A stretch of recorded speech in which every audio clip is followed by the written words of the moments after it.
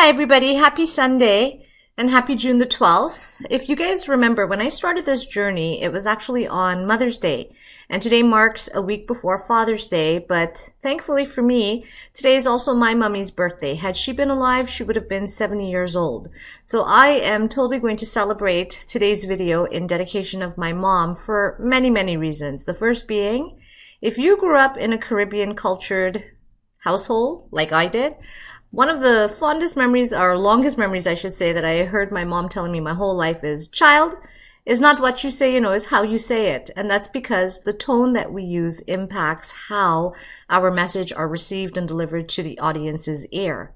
So you've been hearing me talk a little bit about words being 7%.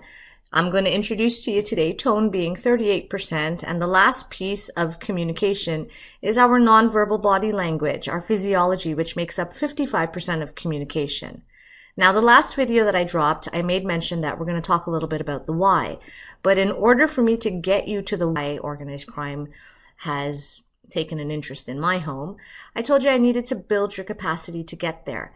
And part of building the capacity is laying down some strong building blocks or foundations to effective communication, because again, this is a one-way exchange, me talking to you, and I sure hope that you're able to clearly understand what I'm trying to unpack here. And when we think about our communication skills, it's not just the words we use, it's not just the tone we use, it's not just the body language that we're displaying, but part of effective communication is our ability to listen. And I will take a leap here and say, in today's society, we as people, because of busyness of life or whatever you want to coin it as, we don't listen to understand. We listen to respond. And listening to understand is that we are actually understanding the feelings, or I'll say the empathy behind the person's story. Whereas listening to respond is just when they take a break in the story, we acknowledge part of the story. The yes honey, I'm listening. So there are two types of listening skills, effective and active. Active has to deal with the word meaning. So we're listening to the context to understand the words that are being used in the storyline. Versus effective listening, we are listening to the feelings of the individual, our audience, so we can put ourselves basically in their shoe and truly have empathy towards what they're going through. Now, barring the communication of words, tone, and listening skills, we also have something in our brain called our ANS. Just like our body has a digestive system, an immune system, our brain has something called our autonomic nervous system. And it's constantly going like this. And that's the 1,000,001 thoughts that we have that we are perceiving throughout our day.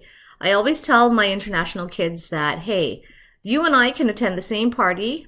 50 of us can attend the same party, and every single one of us can leave with a different understanding based on the perception of how we've interpreted that event. And perception, yes, it is based on our senses. It is also based on culture, believe it or not.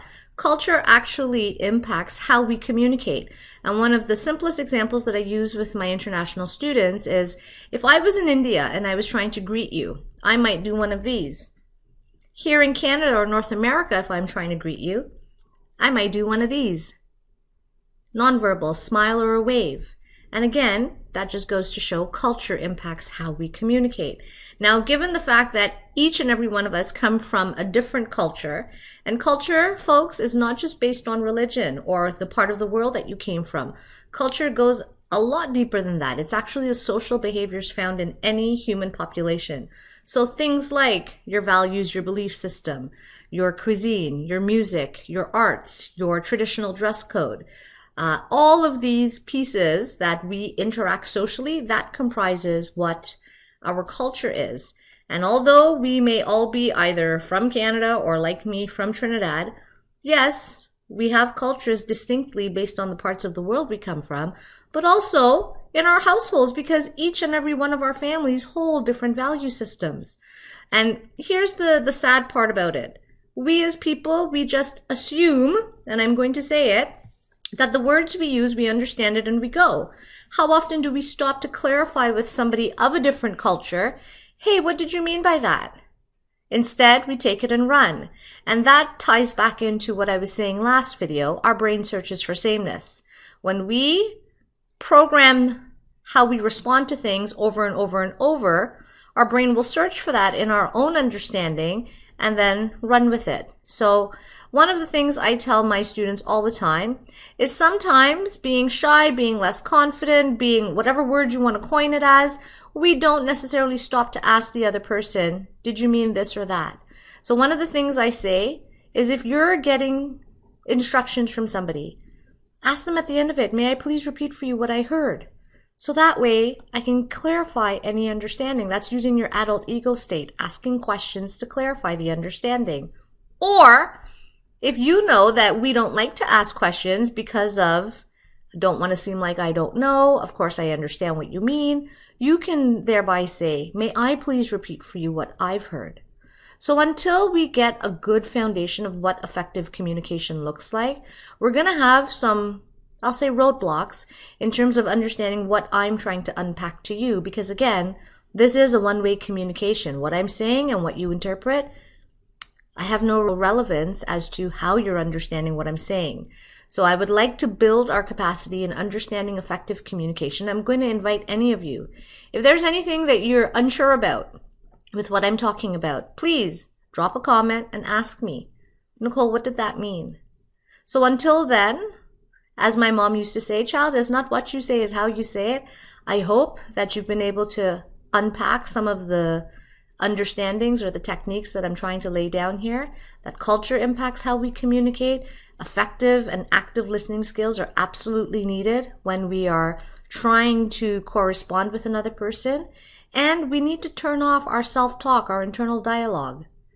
And how we do that? Deep breathing from our diaphragm, 6 to 8 seconds to turn it off. When your head starts to feel like how it feels when you blow up a balloon, lightheaded, that's when you know your internal talk is off, and that's when we should be engaging in conversations.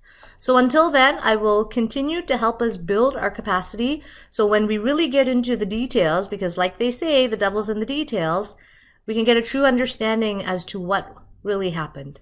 So until then, have a great weekend and enjoy your Sunday. Bye, everyone.